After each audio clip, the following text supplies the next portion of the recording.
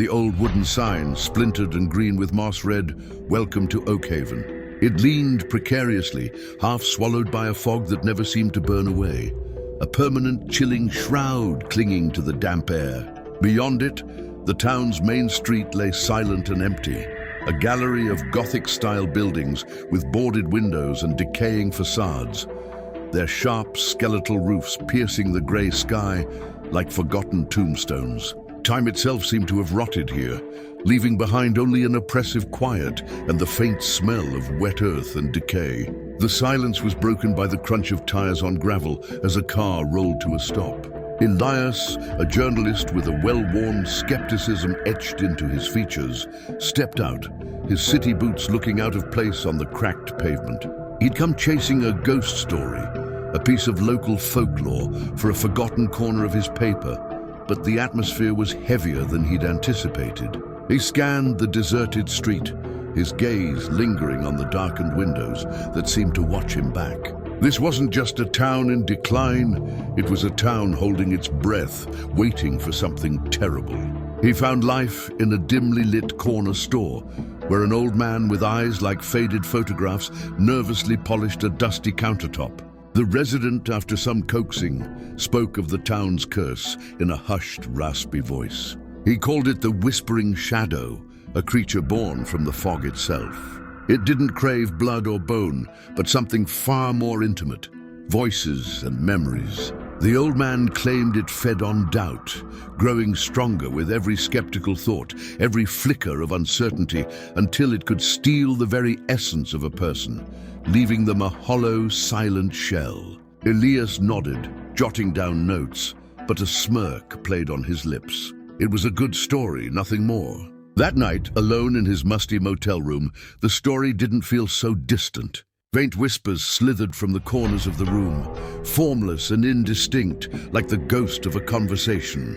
Elias told himself it was the wind, the old building settling. But then, a flicker of movement outside his window, a shadow, impossibly fast and unnaturally dark, darted past. He lunged for the window, peering into the swirling fog, but there was nothing there. The air grew colder, and for the first time a seed of genuine doubt, a cold, creeping dread, took root in his heart. The whispers seemed to laugh. Driven by a new, unnerving urgency, Elias found his way to the town's derelict library.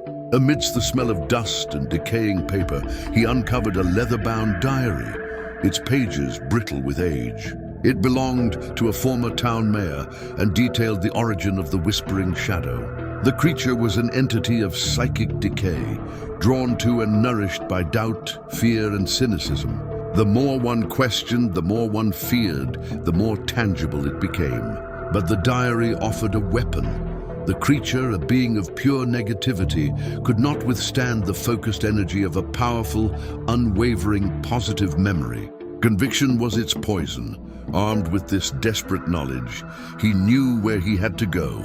The abandoned clock tower, its hands frozen at midnight, stood at the heart of Oakhaven, a spire of dread that pulsed with a palpable cold. As he pushed open the heavy oak doors and stepped inside, the whispers swirled into a deafening roar.